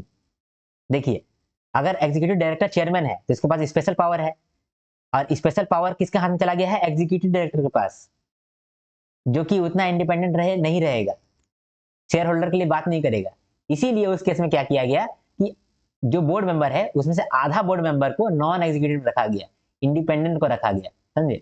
अब अगर मान लीजिए कि यही चेयरमैन बन गया है नॉन एग्जीक्यूटिव डायरेक्टर, तब तो कोई चिंता नहीं है, तब तो नॉन एग्जीक्यूटिव डायरेक्टर चेयरमैन है तो इसके पास पावर है। तो उस केस में कम से कम 1/3 नॉन एग्जीक्यूटिव डायरेक्टर रखो, चल जाएगा, समझे। तो अगर एग्जीक्यूटिव डायरेक्टर बन गया है चेयरमैन, तब आधा से ज्यादा तो हमको कम से कम नॉन एग्जीक्यूटिव डायरेक्टर रखना पड़ेगा, तब जाकर के शेयर होल्डर का भी बात समझ में आएगा बोर्ड मीटिंग में। लेकिन अगर चेयरमैन जो है वो नॉन एग्जीक्यूटिव डायरेक्टर पहले से ही है, मतलब वो पहले से ही शेयर होल्डर का काम कर रहा है, तो उस केस में अगर बोर्ड मेंबर में 1/3 भी नॉन एग्जीक्यूटिव डायरेक्टर रहेगा तो चल जाएगा, समझे। ये चीज भी वो अपना रेगुलेशन में लिखा है, ठीक है। तो ये 4 बात लिखा है, एक बार हम लोग इसको पढ़ते हैं। तो यहाँ पर देखिए कंपोजिशन में क्या क्या लिखा है। बोला डायरेक्टर जो है वो 10 कमेटी या उससे ज्यादा का मेंबर नहीं होना चाहिए, और 5 कमेटी या फिर उससे ज्यादा का चेयरमैन नहीं होना चाहिए। फिर 50% या फिर उससे ज्यादा नॉन एग्जीक्यूटिव डायरेक्टर होना चाहिए, एटलीस्ट 1 वुमन डायरेक्टर होना ही चाहिए। और अगर बोर्ड मीटिंग में चेयरमैन जो है वो नॉन एग्जीक्यूटिव डायरेक्टर बन गया है, तो at least 1/3 of the board should be independent director. और अगर चेयरमैन एग्जीक्यूटिव डायरेक्टर बन गया है, तो उस केस में at least 1/2 of the board should be independent director. I hope ये आपका समझ में आया हो। पूरा चार्ट में सबसे डिफिकल्ट यही वाला पोर्शन है, समझे। तो आशा करता हूं कि मैं आपको थोड़ा इसमें समझा पाया, ठीक। अब इंडिपेंडेंट डायरेक्टर, अब इंडिपेंडेंट डायरेक्टर कौन कौन हो सकता है एक बार उसको भी जान लेते हैं, क्योंकि इंडिपेंडेंट डायरेक्टर ही है जो कि शेयर होल्डर के बिहाफ में बात करेगा बोर्ड मेंबर में, मतलब बोर्ड मीटिंग में। तो बोर्ड मीटिंग में शेयर होल्डर के लिए कहने वाला कौन है? Independent director. तो इंडिपेंडेंट डायरेक्टर कौन हो सकता है कौन नहीं हो सकता है उसके बारे में भी कुछ बात कहा गया इस क्लॉज में, ठीक है। क्या कहा गया? पहले बोला गया कि जो इंडिपेंडेंट डायरेक्टर होगा, एक मिनट, बोलता जो इंडिपेंडेंट डायरेक्टर होगा वो बिल्कुल भी इंडिपेंडेंट होना चाहिए, थोड़ा भी वो पक्षपात ना करे। तो पक्षपात कब नहीं करेगा? जब कंपनी से उसको कुछ मतलब नहीं होगा, ना ही वो कंपनी का मालिक होगा, ना ही कंपनी का होल्डिंग का मालिक होगा, ना ही कंपनी का सब्सिडरी कंपनी का मालिक होगा, ना ही कंपनी का एसोसिएट कंपनी का मालिक होगा, समझे। देखिए कंपनी, मान लीजिए कि ये मेरा कंपनी है, ठीक? और होल्डिंग ये मेरा भैया का कंपनी है जिसके अंदर मेरा कंपनी काम करता है, सब्सिडरी ये मेरा भाई का कंपनी जिसके अंदर मेरा कंपनी काम करता है, ये एसोसिएट है जो कि मेरा दोस्त है, ठीक है। तो कहीं ना कहीं ये सब मेरा ही तो कंपनी हो गया, मेरा कंपनी का होल्डिंग कंपनी, सब्सिडरी कंपनी और एसोसिएट कंपनी, समझे। ये सब कहीं ना कहीं तो मेरा ही कंपनी है। तो मेरा कंपनी में वो डायरेक्टर मालिक नहीं होना चाहिए। अगर वो मालिक नहीं होगा तभी तो वो इंडिपेंडेंट होगा। तो इंडिपेंडेंट डायरेक्टर क्या होना चाहिए? प्रमोटर नहीं होना चाहिए, कंपनी का होल्डिंग कंपनी का सब्सिडरी कंपनी का और कंपनी का एसोसिएट कंपनी का, ठीक है। फिर अगला कहता है कि वो जो डायरेक्टर है वो 7 कंपनी से ज्यादा का डायरेक्टर नहीं होना चाहिए, वो 7 कंपनी से ज्यादा का इंडिपेंडेंट डायरेक्टर नहीं होना चाहिए। रीजन क्या है? मान लीजिए कि 7 कंपनी में, या फिर मान लीजिए कि 8 कंपनी में, 7 तो नहीं, 7 तक तो रह सकता है ना। तो मान लीजिए कि 8 कंपनीज में वो इंडिपेंडेंट डायरेक्टर है, तो हर कंपनी में वो सेम रोल तो अदा नहीं कर पाएगा, हर कंपनी में वो फुल फ्लेजेड काम नहीं कर पाएगा शेयर होल्डर के लिए, कहीं कहीं पर कर पाएगा, कहीं कहीं पर नहीं कर पाएगा। तो ये रूल को बनाया गया कि देखो उतना ही कंपनी में तुम इंडिपेंडेंट डायरेक्टर बने रहो जहां पर तुम काम कर सकता है। तो 7 कंपनी का एक लिमिट सेट किया गया, क्योंकि तुम इंडिपेंडेंट नहीं रहेगा अगर 7 से ज्यादा बढ़ जाएगा तो, ठीक। उसके बाद तीसरा बात कहा गया कि जो इंडिपेंडेंट डायरेक्टर का टर्म होगा, कि कितना साल तक इंडिपेंडेंट डायरेक्टर रह सकता है, वो मैक्सिमम 10 साल तक इंडिपेंडेंट डायरेक्टर रह सकता है। एक टर्म होता है 5 साल का, तो 2 लगातार टर्म वो रह सकता है, 10 साल तक वो रह सकता है। उसके बाद उसको इंडिपेंडेंट डायरेक्टर नहीं रहना होगा, दूसरा कंपनी में चले जाओ, मेरा कंपनी में मत रहो। मेरा कंपनी में तुम मैक्सिमम 10 साल रह सकता है, 5 साल का एक टर्म होता है तो तुम 2 टर्म रह सकता है। उसके बाद भी तुम रह सकता है लेकिन 3 साल का कूलिंग पीरियड के बाद। एग्जाम्पल के लिए मान लीजिए कि आनंद मेरा कंपनी में इंडिपेंडेंट डायरेक्टर आया है, ठीक है। तो मान लीजिए कि 2024 में आया है, तो 10 साल तक हम उसको रख लेंगे, 2034 तक रख लेंगे उसको। उसके बाद अब हम उसको नहीं रख सकते हैं। कब तक नहीं रख सकते हैं? अगला 3 साल उसको नहीं रख सकते हैं। फिर क्या रख सकते हैं? हाँ फिर रख सकते हैं, फिर हम 10 साल के लिए रख सकते हैं। फिर हमको 3 साल का कूलिंग पीरियड लेना पड़ेगा जिसमें वो मेरा कंपनी का इंडिपेंडेंट नहीं रहेगा, मतलब इंडिपेंडेंट डायरेक्टर नहीं रहेगा। तो 3 साल का कूलिंग पीरियड रहेगा, और मैक्सिमम 2 साल तक, मतलब मैक्सिमम 2 टर्म्स ऑफ 5 ईयर्स वो रह सकता है, मतलब कि मैक्सिमम 10 साल वो रह सकता है। अब नॉन एग्जीक्यूटिव डायरेक्टर जो है, या फिर इसको कहें इंडिपेंडेंट डायरेक्टर, इसका जो कंपनसेशन है, यानी इसका जो सैलरी होगा, ये बोर्ड डिसाइड करेगा। कौन डिसाइड करेगा? बोर्ड ऑफ डायरेक्टर डिसाइड करेगा। नॉन एग्जीक्यूटिव डायरेक्टर का जो पैसा होगा, उसको कितना पैसा मिलेगा, ये डिसाइड करेगा बोर्ड, लेकिन after the approval of share holders in general meeting. Board of director पहले जनरल मीटिंग करेगा, जिसमें सारा शेयर होल्डर का बात रखा जाएगा, और यही शेयर होल्डर्स मिल करके पैसा फिक्स करेगा कि कितना पैसा देना है एक नॉन एग्जीक्यूटिव डायरेक्टर को, समझे? तो यही खेला है। तो यहाँ देखिए, जो कंपनी का मालिक है, प्रमोटर है, वो पैसा डिसाइड नहीं कर रहा है, डिसाइड कौन कर रहा है? शेयर होल्डर कर रहा है। इसीलिए ये नॉन एग्जीक्यूटिव डायरेक्टर जो है वो इंडिपेंडेंट डायरेक्टर भी कहलाता है ना? तो ये हम लोग समझ गए बोर्ड ऑफ डायरेक्टर का। बोर्ड ऑफ डायरेक्टर के लिए ही इतना सारा रूल्स लेकर के आया है सेबी, क्योंकि बोर्ड ऑफ डायरेक्टर ही सबसे सेंसिटिव पार्ट है, समझे? उसके बाद बोला कि देखो बोर्ड तो बन गया, बोर्ड तो बन गया, अब इसका मीटिंग होगा, तो कम से कम साल में 4 बार मीटिंग करना पड़ेगा। 4 बार तो कम से कम मीटिंग करो ही, और मैक्सिमम गैप 4 मंथ का ही होना चाहिए। मतलब कि किसी भी 2 मीटिंग के बीच में 4 मंथ ही मैक्सिमम गैप होना चाहिए। ऐसा ना हो कि 5-6 मंथ के बाद मीटिंग हो रहा है। मान लीजिए कि 1 जनवरी में मीटिंग कर लिए, 1 फरवरी में कर लिए, अब सीधा हम नवंबर में कर रहे हैं, तो कितना दिन हो गया यहाँ पर? मार्च, अप्रैल, मई, जून, जुलाई, अगस्त, सितंबर, अक्टूबर, 8 मंथ हो गया। इसमें, इसके बीच में क्या क्या घपला हो गया होगा हमारे कंपनी में, कौन देखेगा? क्योंकि देखने का काम तो बोर्ड का है। अब बोर्ड मीटिंग ही नहीं करेगा आपस में, तो जान ही नहीं पाएगा कि क्या प्रॉब्लम है, नहीं है। तो इसीलिए मैक्सिमम 4 मंथ का गैप ले सकता है, उससे ज्यादा का गैप नहीं लेता है, ठीक है, नहीं ले सकता है। तो चलिए, बोर्ड बन गया, बोर्ड मीटिंग भी कर लिया। अब बोर्ड कुछ कुछ काम करवाता होगा, तो वो काम सही तरीके से होना चाहिए, उसके लिए रूल्स एंड रेगुलेशन होना चाहिए। तो कोड ऑफ कंडक्ट डिसाइड करेगा बोर्ड ऑफ डायरेक्टर, जो कि ये अपना एम्प्लॉय लोग को बता देगा कि देखो ये सही तरीका है काम करने का, यही तरीका से तुम लोग चलना पड़ेगा। तो board of director code of conduct बनाएगा। और हिसल ब्लोअर पॉलिसी का मतलब क्या होता है, ये मैंने आपको शायद बताया कि जहां पर वो सीटी बजा करके कंपनी का फ्रॉड बताता है। तो ये एक प्रोसीजर रहना चाहिए कंपनी में एक प्रोसीजर रहना चाहिए, जिस प्रोसीजर से जो भी चाहे वो कंपनी का फ्रॉड को कंपनी को बता सके, समझे? मान लीजिए कि कंपनी में हमको ऐसा लगता है कि ये गड़बड़ हो रहा है, तो ये गड़बड़ का कंप्लेन कंपनी का वेबसाइट में हम कर सकते हैं, ऐसा प्रोसीजर होना चाहिए, ठीक है? इसी को कहते हैं विसल ब्लोअर पॉलिसी, ठीक है? तो हम लोग ये देख लिए बोर्ड ऑफ डायरेक्टर का सब कुछ देख लिए। अब हम लोग देखेंगे ऑडिट कमेटी। अब ऑडिट कमेटी को एक बार देखते हैं कि ऑडिट कमेटी क्या करता है, क्या है ऑडिट कमेटी, ठीक है? तो ऑडिट कमेटी का मैं आपको कहानी बताता हूँ। देखिए, बोर्ड ऑफ डायरेक्टर मिल करके एक कमेटी बनाता है, ठीक है, जिसका नाम रखता है ऑडिट कमेटी। और ये ऑडिट कमेटी क्या करता है ना, ये चेक करता है कि हमारे कंपनी में जो भी फाइनेंशियल रिपोर्टिंग हो रहा है, मतलब कि जो भी balance sheet, profit and loss account बन रहा है, वो सही होना चाहिए, ठीक है, वो सही होना चाहिए, प्रॉफिट एंड लॉस अकाउंट सही होना चाहिए, बैलेंस शीट सही होना चाहिए। उसके बाद एक्सटर्नल ऑडिटर आकर के चेक करता है, समझे? और एक्सटर्नल ऑडिटर जब चेक कर लेता है, उसके बाद ये इंफॉर्मेशन मार्केट में पहुंचता है। तो ऑडिट कमेटी ये चीज चेक करता है कि जो फाइनेंशियल रिपोर्टिंग होने वाला है हमारे कंपनी की तरफ से, वो सही हो। तो फाइनेंशियल रिपोर्टिंग प्रोसेस को वो ओवरसाइट करता है। फिर इंडिपेंडेंट डायरेक्टर को वो सेलेक्ट करता है कि इंडिपेंडेंट डायरेक्टर है कि नहीं है, वो सेलेक्ट करता है। क्या रूल्स है इंडिपेंडेंट डायरेक्टर का, वो अभी हम लोगों ने देखा ही पहले। उसके बाद इंटरनल ऑडिटर और एक्सटर्नल ऑडिटर को ये बात करता है, मतलब एक्सटर्नल ऑडिटर आएगा तो किससे बात करेगा? ये ऑडिट कमेटी से बात करेगा कि देखो हम तुम्हारे, एक ये क्या हो गया, एक मिनट दीजिएगा। मान लीजिए कि ऑडिट कमेटी, मान लीजिए कि ऑडिटर आया है और आपका कंपनी में ऑडिट कमेटी से भेंट किया है, और ऑडिट कमेटी को बोला है कि अरे ऑडिट कमेटी, हमको बताओ कि कहाँ पर बैलेंस शीट रखा हुआ है, कहाँ पर पैसा रखा हुआ है, कहाँ पर क्या रखा हुआ है, सब बताओ।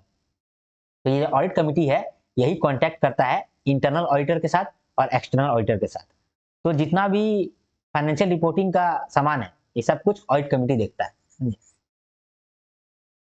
तो ऑडिट कमेटी क्या है? ये कमेटी है बोर्ड ऑफ डायरेक्टर का। ये रिस्पॉन्सिबल किस लिए होता है? For oversighting of financial reporting process, selection of independent director और receipts of audit result from both internal and external auditor. Auditor लोग जो आता है और वो लोग जो ऑडिट रिजल्ट डालता है वो किसको भेजता है? ऑडिट कमेटी को ही वापस दे देता है। ठीक? तो ऑडिट कमेटी में कौन कौन रहेगा, कौन कौन नहीं रहेगा, ये बताया है सेबी। क्या बताया है? बोलता है ऑडिट कमेटी में कम से कम 3 डायरेक्टर होना चाहिए, जिसमें से कि 2/3 जो है वो इंडिपेंडेंट होना चाहिए। मान लीजिए कि हमारे ऑडिट कमेटी में 10 डायरेक्टर है, ठीक है, यहाँ बोला है ना मिनिमम 3 डायरेक्टर होना चाहिए, हम 10 डायरेक्टर कर लिए। उसके बाद बोल रहा है कि उसमें से 2/3 जो है वो इंडिपेंडेंट होना चाहिए। ठीक है, तो मान लीजिए कि यहाँ पर 10 नहीं, यहाँ पर 12 कर लेते हैं। मान लीजिए कि हम अपना कंपनी में 12 इंडिपेंडेंट डायरेक्टर रखें, तो इसमें से 2/3 यानी कि 8 को इंडिपेंडेंट डायरेक्टर होना चाहिए। देखिए मैक्सिमम इंडिपेंडेंट डायरेक्टर यहाँ पर बना दिया है। मैक्सिमम इंडिपेंडेंट डायरेक्टर रहेगा तो वह बेटर और निष्पक्ष तरीके से काम करेगा, और निष्पक्ष तरीके से काम करेगा तभी तो वो बढ़िया से ऑडिट संभाल पाएगा, क्योंकि ऑडिट बहुत सेंसिटिव चीज है। बोर्ड ऑफ डायरेक्टर तो घपला कर भी सकता है, ऑडिट कमेटी को तो करना ही नहीं है, ऑडिट कमेटी को तो बचा कर रखना है।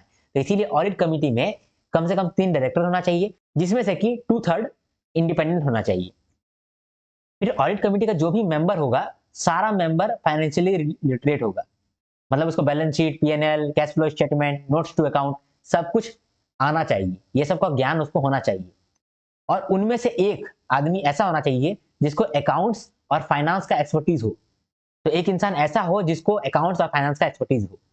तो ऑडिट कमेटी में कौन कौन होना चाहिए? मिनिमम 3 डायरेक्टर होना चाहिए, जिसमें से कि 2/3 इंडिपेंडेंट हो। उसके बाद जो भी मेंबर है ऑडिट कमेटी का, वो सब कोई फाइनेंशियली लिटरेट होना चाहिए, और उनमें से एक आदमी ऐसा होना चाहिए जिसको अकाउंट्स और फाइनेंस का एक्सपर्टीज हासिल हो। ठीक है, अब मीटिंग भी होना चाहिए। ठीक है, मीटिंग में क्या होगा, एटलीस्ट 4 मीटिंग होना ही चाहिए साल में, और गैप जो है वो लेस देन 120 डेज होना चाहिए। समझे? यहाँ पर भी, यहाँ पर 4 मंथ नहीं है, अगर देखा जाए तो 30 × 4, 4 मंथ को अगर देखा जाए तो 120 डेज ही होता है, लेकिन यहाँ पर 4 मंथ नहीं लिखा है, यहाँ 120 डेज लिखा है। ठीक है, इसीलिए 120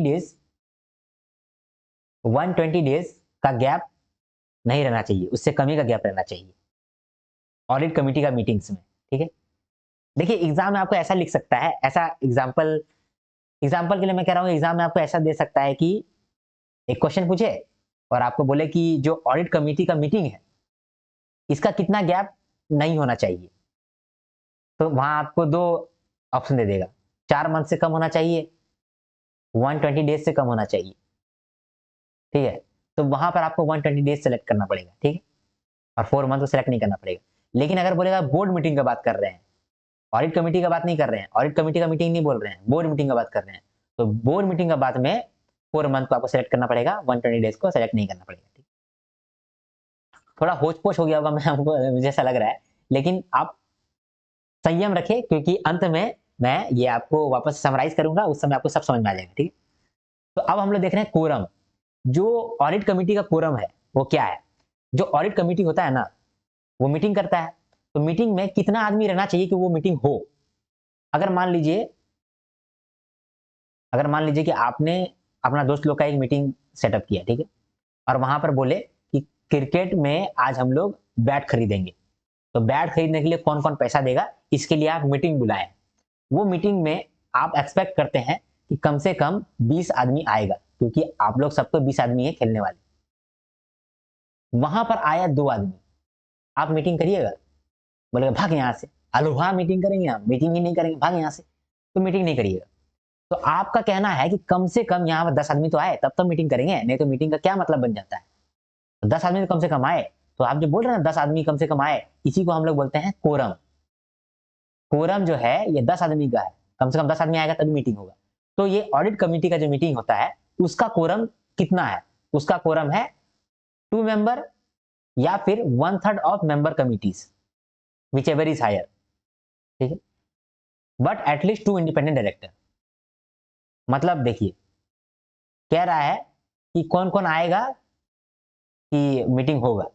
तो ऑडिट कमेटी का अगर मीटिंग करना है तो कम से कम 2 मेंबर तो आना चाहिए, या फिर 1/3 of member committee. Member committee, मान लीजिए कि मेंबर कमिटी में 10 आदमी है, कमिटी में 10 आदमी है, नहीं मतलब 12 आदमी है मान लीजिए, तो यहाँ पर 4 हो गया, तो 2 मेंबर या 4 मेंबर विचेवर इज हायर, तो 4 मेंबर, तो 4 मेंबर कोरम बन गया।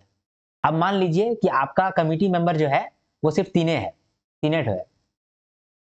अब यहाँ मान लीजिए कि कमिटी मेंबर आपका 3 है, तो उसका 1/3 क्या होगा, 1/3 ऑफ 3 1, तो यहाँ पर कम से कम 2 मेंबर आपका आना ही पड़ेगा। तो मतलब कि कम से कम 2 मेंबर तो आना ही पड़ेगा, या फिर 1/3 of member committee whichever is higher. तो कितना आदमी को आना पड़ेगा, तब जाकर मीटिंग होगा, 2 मेंबर्स और 1/3 of member committee whichever is higher. लेकिन याद रहना है कि जब मीटिंग हो रहा हो तो 2 इंडिपेंडेंट डायरेक्टर तो प्रेजेंट होना ही चाहिए, ठीक है। अब है नॉमिनेशन एंड रेमुनरेशन कमिटी, तो इसमें 3 डायरेक्टर एटलीस्ट होना चाहिए, और ये तीनों डायरेक्टर नॉन एग्जीक्यूटिव होना चाहिए, मतलब इंडिपेंडेंट होना चाहिए, और जितना भी मेंबर होगा उसका आधा मेंबर तो इंडिपेंडेंट डायरेक्टर ही रहेगा, समझे। तो ठीक है, देखिए ये चार्ट हम लोगों ने अभी कर लिया कंप्लीट, समझे, ये चार्ट को हम लोगों ने कंप्लीट कर लिया। ये चार्ट में हम लोगों ने बहुत होच-पोच हो गया होगा, मैं समझता हूँ, ये टॉपिक ही बहुत होच-पोच है, समझे, ये लॉ का टॉपिक है समझे, तो मैं समझता हूँ ये बहुत हार्ड है, ये मैं मानता हूँ। यहाँ पर हम लोगों ने क्या-क्या देखा, राइट्स देखा, बोर्ड ऑफ डायरेक्टर किस तरह से चुना जाएगा वो देखा, फिर बोर्ड मीटिंग कैसे होगा वो देखा, कोड ऑफ कंडक्ट और व्हिसल ब्लोअर पॉलिसी वो देखा, फिर ऑडिट कमेटी किस तरह का बनेगा, कैसा मीटिंग होगा, क्या कोरम रहेगा वो देखे, और फिर हम लोग नॉमिनेशन एंड रेमुनरेशन कमेटी देखे, ठीक है।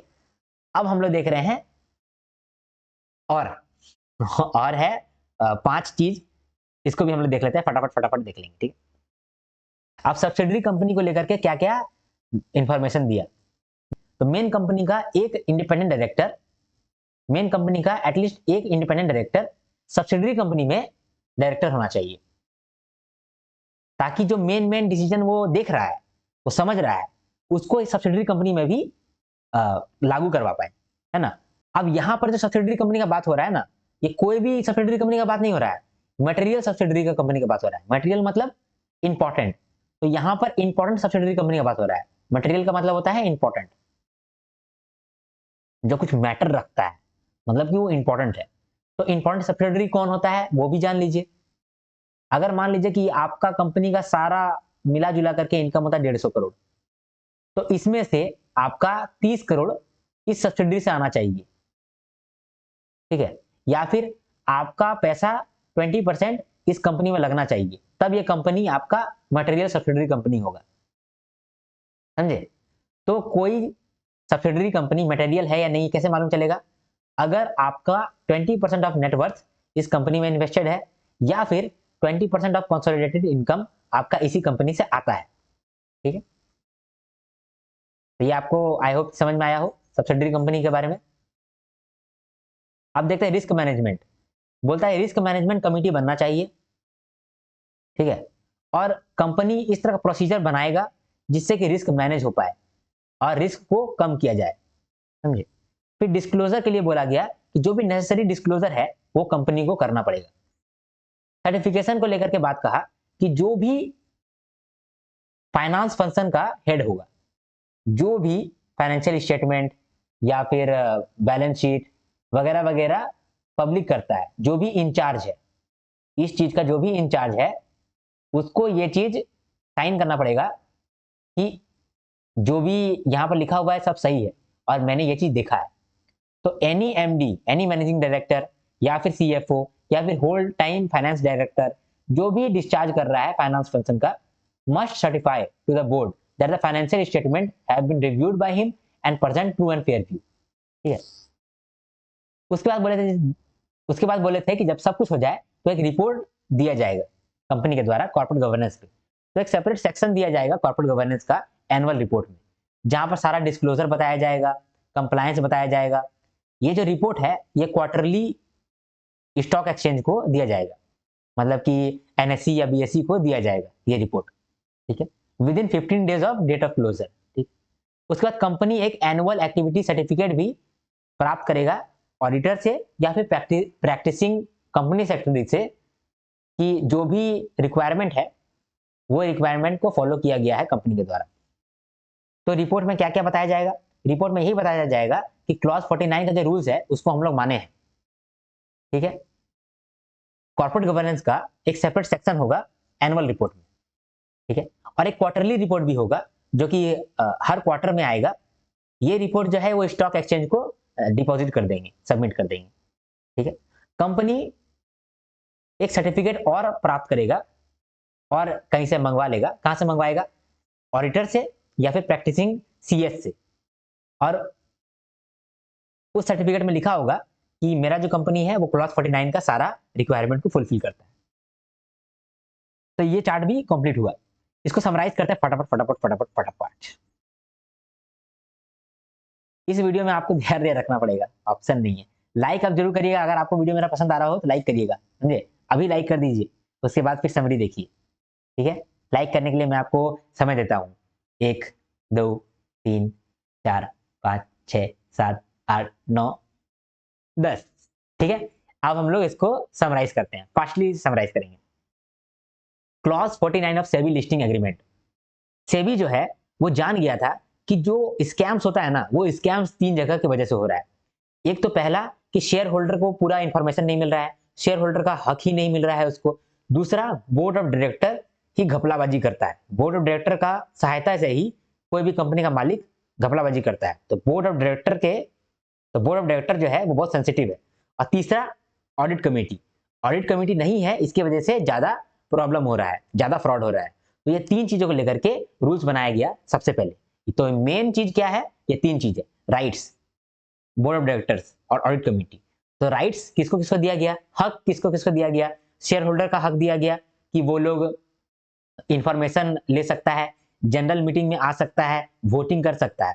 फिर स्टेक होल्डर को यह हक दिया गया कि तुम लोग म्यूचुअल एग्रीमेंट में काम करोगे और जो लॉ है उसके प्रति ही काम करोगे, कंपनी तुम्हारा अनफेयर एडवांटेज नहीं ले सकता है, ठीक है। बोर्ड रिस्पॉन्सिबिलिटी बताया गया कि बोर्ड का क्या क्या रिस्पॉन्सिबिलिटी है, स्ट्रेटजी बनाना, रिस्क मैनेज करना, ये सब रिस्पॉन्सिबिलिटी है बोर्ड का। फिर जो भी ट्रांसपेरेंसी और डिस्क्लोजर है वो करना पड़ेगा कंपनी को, जैसे कि परफॉर्मेंस क्या हो रहा है हमारा कंपनी का, या फिर हमारा कंपनी में टॉप पोजीशन कौन होल्ड करके रखा है, उसके बाद फिर हमारा कंपनी का ओनरशिप में क्या चेंजेस आ रहा है नहीं आ रहा है, ये सब कुछ बताना पड़ेगा। तो इस तरह से हक दिया गया क्लॉज 49 में। उसके बाद क्लॉज 49 में बोर्ड ऑफ डायरेक्टर के लिए बताया गया रूल्स। बोला गया कि बोर्ड ऑफ डायरेक्टर हम लोग बना रहे हैं तो किस तरह से बनाएंगे? वही डायरेक्टर को रखना होगा जो कि 10 कमेटी से ज्यादा का मेंबर ना हो और 5 कमेटी से ज्यादा का चेयरमैन ना हो। 50% जो है वो नॉन एग्जीक्यूटिव डायरेक्टर होना चाहिए और तुम्हारा बोर्ड ऑफ डायरेक्टर में एक वुमेन डायरेक्टर होने चाहिए। और अगर बोर्ड मीटिंग कर रहा है तो उसमें अगर चेयरमैन नॉन एग्जीक्यूटिव डायरेक्टर है तो 1/3 जो है वो नॉन एग्जीक्यूटिव डायरेक्टर रहना चाहिए बोर्ड में, ठीक है। और अगर चेयरमैन एग्जीक्यूटिव डायरेक्टर है तब तो बाबा 1/2 नॉन एग्जीक्यूटिव डायरेक्टर रहना चाहिए पूरा बोर्ड में, ठीक है। अब इंडिपेंडेंट डायरेक्टर या फिर नॉन एग्जीक्यूटिव डायरेक्टर क्या है? ये डायरेक्टर जो है वो इंडिपेंडेंट रहता है और इसमें बहुत कम डिफरेंस है, कहीं ना कहीं ये दोनों सेम ही है। इंडिपेंडेंट डायरेक्टर का मतलब ही होता है नॉन एग्जीक्यूटिव डायरेक्टर, हल्का फुल्का थोड़ा चेंजेस है लेकिन वो अभी आप दिमाग मत लगाइए, सिंपल आप समझिए कि एग्जीक्यूटिव नॉन एग्जीक्यूटिव डायरेक्टर जो है वही इंडिपेंडेंट डायरेक्टर है। तो एक इंडिपेंडेंट डायरेक्टर कौन रहेगा? वही रहेगा जो कि मालिक नहीं है कंपनी का, होल्डिंग का, सब्सिडरी कंपनी का, एसोसिएट कंपनी का। तो जो कंपनी का, उसका होल्डिंग कंपनी का, सब्सिडरी कंपनी का, एसोसिएट कंपनी का मालिक नहीं है वही बन सकता है independent director. Plus independent director वही बनेगा जो 7 कंपनी से ज्यादा का इंडिपेंडेंट डायरेक्टर नहीं है। अगर कोई आदमी 7 कंपनी से ज्यादा का इंडिपेंडेंट डायरेक्टर बन गया है तो वो आपका कंपनी में इंडिपेंडेंट डायरेक्टर नहीं बन सकता है, ठीक है। उसके बाद उसका टर्म को देखा जाए तो एक इंडिपेंडेंट डायरेक्टर मैक्सिमम 10 साल तक ही रह सकता है, उसके बाद 3 साल तक वो नहीं रह पाएगा, फिर 10 साल तक रह सकता है। तो उसका टर्म होता है 5 साल का और 2 टर्म कंसेक्यूटिव वो रह सकता है, मतलब कि 10 साल तक वो इंडिपेंडेंट डायरेक्टर रह सकता है। उसके बाद कूलिंग पीरियड होगा 3 साल का, ठीक है। जो नॉन एग्जीक्यूटिव डायरेक्टर है इसका जो रेम्यूनरेशन है, उसका सैलरी है वो फिक्स किया जाता है बोर्ड के द्वारा। ये जो बोर्ड है ये भी अपना मन से फिक्स नहीं कर सकता है, ये शेयर होल्डर का अप्रूवल के बाद फिक्स कर सकता है ये सैलरी। अब बोर्ड तो हम लोग सेलेक्ट हो गया, ये लोग मीटिंग करेगा। तो मीटिंग के लिए कहा गया कि कम से कम 4 मीटिंग होना चाहिए 1 साल में और किसी भी 2 मीटिंग के बीच में मैक्सिमम 4 मंथ का गैप होना चाहिए, उससे ज्यादा का गैप नहीं करना। फिर अब बोर्ड मीटिंग हो गया है तो कोड ऑफ कंडक्ट के लिए रूल्स को लेके आएगा कौन? Board of director. उसके बाद board of director he whistle blower policy लेकर के आएगा, जिसमें वो प्रोसीजर बताएगा कि देखो ये प्रोसीजर है जिससे तुम कंप्लेन कर सकते हो कंपनी का, कंपनी को ही, समझे। उसके बाद ऑडिट कमेटी का बात आया, तो ऑडिट कमेटी क्या होता है? ये एक बोर्ड ऑफ डायरेक्टर का एक कमेटी है जो कि फाइनेंशियल रिपोर्टिंग को देखता है। तो फाइनेंशियल रिपोर्टिंग का जो प्रोसेस है उसका ओवरसाइटिंग करता है ये ऑडिट कमेटी। उसके बाद इंडिपेंडेंट डायरेक्टर को सेलेक्ट करता है ये ऑडिट कमेटी। उसके बाद जो भी ऑडिट रिजल्ट मिलता है इंटरनल ऑडिट के द्वारा या फिर एक्सटर्नल ऑडिटर के द्वारा, तो ये भी ऑडिट कमेटी ही रखता है। ऑडिट कमेटी में कौन कौन मेंबर होगा या नहीं होगा? अब इस कमेटी में मिनिमम 3 डायरेक्टर होना ही चाहिए, जिसमें से कि 2/3 इंडिपेंडेंट हो, ठीक है। उसके बाद मीटिंग का बात हो तो ऑडिट कमेटी का जब मीटिंग होगा तो कम से कम 4 मीटिंग साल में होना चाहिए और किसी भी 2 मीटिंग के बीच में 120 दिन से ज्यादा का गैप नहीं होना चाहिए, 120 दिन से कम का गैप ही होना चाहिए। कोरम यानी कि ये जो मीटिंग होगा ऑडिट कमेटी का, इसमें मिनिमम कितना आदमी आना चाहिए ताकि मीटिंग हो सके? तो 2 मेंबर या फिर 1/3 of member committee, whichever is higher, but at least 2 independent director तो होने ही चाहिए। अब नॉमिनेशन एंड रेम्युनरेशन कमेटी जो कि सैलरी डिसाइड करता है सबका, तो उसमें कम से कम 3 डायरेक्टर होना चाहिए और सारा नॉन एग्जीक्यूटिव डायरेक्टर होना चाहिए और इस कमेटी का आधा मेंबर इंडिपेंडेंट होना चाहिए, इंडिपेंडेंट डायरेक्टर होना चाहिए। इसके बाद हम लोग अगला चार्ट देखें जिसमें हम लोग देखें कि अगर एक मटेरियल सब्सिडरी है, मतलब ऐसा कंपनी जिसमें मेन कंपनी का 20% पैसा, 20% नेटवर्थ लगा हुआ है और या फिर 20% इनकम उस कंपनी से आता है, तो वो कंपनी जो है वो मटेरियल सब्सिडरी कंपनी बन गया। तो उस कंपनी में एक इंडिपेंडेंट डायरेक्टर रहना चाहिए मेरा कंपनी का। तो मेरा कंपनी में जो एक इंडिपेंडेंट डायरेक्टर है वो कम से कम वहां पर रहना चाहिए ताकि वो मेरा बात वहां पर पहुंचा सके, रख सके। फिर रिस्क मैनेजमेंट का एक कमिटी भी बनना चाहिए और अगर कमिटी नहीं भी बना है तो बोर्ड ऑफ डायरेक्टर का ये दायित्व है कि वो रिस्क को मैनेज करेगा, एसेस करेगा और मिनिमाइज करेगा। जो भी डिस्क्लोजर है वो डिस्क्लोजर कंपनी को करना पड़ेगा। सर्टिफिकेशन में कहा गया कि जो भी फाइनेंस का डिपार्टमेंट का हेड होता है, जैसे कि सीएफओ या फिर एमडी या फिर होल टाइम फाइनेंस डायरेक्टर, ये लोगों को ये सर्टिफाई करना पड़ेगा कि जो भी फाइनेंशियल स्टेटमेंट हम लोग इशू कर रहे हैं ये हम लोग रिव्यू कर चुके हैं और ये सच है, ये गलत नहीं है। तो ये सर्टिफिकेट भी देना पड़ेगा जो भी फाइनेंस डिपार्टमेंट का हेड होगा। उसके बाद सब कुछ हो गया तो ये सब का रिपोर्ट जो है वो कॉर्पोरेट गवर्नेंस का रिपोर्ट में बन करके एनुअल रिपोर्ट में एक जगह में दिखा रहना चाहिए। तो जो कंपनी का एनुअल रिपोर्ट आएगा जहां पर बहुत सारा डिस्क्लोजर, बहुत सारा कंप्लायंस कंपनी लिखा हुआ रहता है, वहां पर कॉर्पोरेट गवर्नेंस का रिपोर्ट छपा हुआ रहेगा, ठीक है। यहां तक ही नहीं, ये तो एनुअल रिपोर्ट में बात हुआ ना कि एनुअल रिपोर्ट में कॉर्पोरेट गवर्नेंस का सेक्शन दे दिया जाए, लेकिन इसके अलावा एक क्वार्टरली कंप्लायंस रिपोर्ट देना पड़ेगा स्टॉक एक्सचेंज को, एनएससी या फिर बीएससी को। उसके बाद कंपनी को एक सर्टिफिकेट भी लाना पड़ेगा, वो सर्टिफिकेट का नाम होगा एनुअल एक्टिविटी सर्टिफिकेट, जिस सर्टिफिकेट में एक ऑडिटर या फिर एक प्रैक्टिसिंग कंपनी सेक्रेटरी ये बात को सर्टिफाई करेगा कि ये जो कंपनी है ये क्लॉज 49 को मानता है और माना है ये सर, और साइन कर देगा। तो ये पूरा है जो कि मैंने आपको यहाँ समराइज कर दिया। मैं भी इनफैक्ट थक गया, तो इतना एफर्ट के लिए आप एक लाइक तो कर ही सकते हैं। लाइक आप जरूर करें अगर आपको थोड़ा भी समझ में आया हो। देखिए मैंने आपको यहाँ समझाया, थोड़ा बहुत समझ में आया, आप घर में एक बार देख लीजिएगा इस चार्ट को, आपको पूरा समझ में आ जाएगा, ठीक है। और याद करने के लिए तो मैंने ये चार्ट आपको दिया, ये चार्ट आपका काम करेगा याद करने के लिए, ठीक है। ये चार्ट जो मैंने आपको दिया था यहाँ पर, ये आपको याद करने में बहुत मदद करेगा, ठीक है। तो आशा करता हूँ कि आपको समझ में आया हो मेरा ये लेक्चर। तो अगर आपको समझ में आया हो तो प्लीज लाइक कर दीजिए और मुझे कमेंट करके बताइए कि आपको समझ में आया, समझे, क्योंकि ये बहुत डिफिकल्ट टॉपिक था, इसको समझना भी डिफिकल्ट है, समझाना भी डिफिकल्ट है। क्यों? क्योंकि ये लॉ है, ये एक्ट है, समझे। जब आप लॉ पढ़ोगे ना तो आपको बहुत ही बारीकी में जाना पड़ेगा, समझे। इसीलिए मैंने ओवर नहीं समझाया, आपको बारीक बारीक चीज समझाया, ठीक है। तो आप कमेंट जरूर करें, आपका कमेंट का तो मैं दिन रात इंतजार करते रहता हूँ। आपको पसंद आया हो तो कमेंट जरूर करें, लाइक तो जरूर ही करें, टाइम नहीं भी है फिर भी लाइक आप जरूर करें, ठीक है। शेयर आप मेरे वीडियो को कर सकते हैं, सब्सक्राइब करके रखिए आप मेरे चैनल को, आप फायदे में रहोगे, क्योंकि पीआईबी के वीडियोस में लेकर के आऊंगा, प्लस जीए का मिसलेनियस वीडियो में लेकर के आऊंगा। और अभी जो पूरा कोर्स चल रहा है मैनेजमेंट का, ये तो चल ही रहा है, इसको आप जरूर देखते रहो। आपको बहुत फायदा मिलेगा। ठीक है, जो भी नोट्स होते हैं वो टेलीग्राम चैनल पर मिल जाते हैं। टेलीग्राम चैनल का नाम है कुमार आर्यन टेलीग्राम। बिना किसी स्पेस दिए आप सर्च करोगे तो आपको ये चैनल मिल जाएगा। आप वहां जाकर के सब्सक्राइब कर लेना। ठीक है, आपको कोई भी इशू हो रहा हो या फिर मुझसे बात करना हो, पर्सनली कनेक्ट करना हो, तो आप इस इंस्टाग्राम आईडी में जाकर के मैसेज कर सकते हैं, डीएम कर सकते हैं, मैं वहां पर अवेलेबल हूँ। अदरवाइज आप कमेंट भी कर सकते हैं, मैं कमेंट का भी रिप्लाई जल्दी दे देता हूँ। ठीक है, आप कमेंट भी कर सकते हैं। तो अब इस वीडियो को विराम देना चाहता हूँ। आगे हम लोग नेक्स्ट वीडियो में मिलेंगे। जब तक के लिए हम लोग नहीं मिलते हैं तब तक के लिए हर हर महादेव, शंभू शंकर।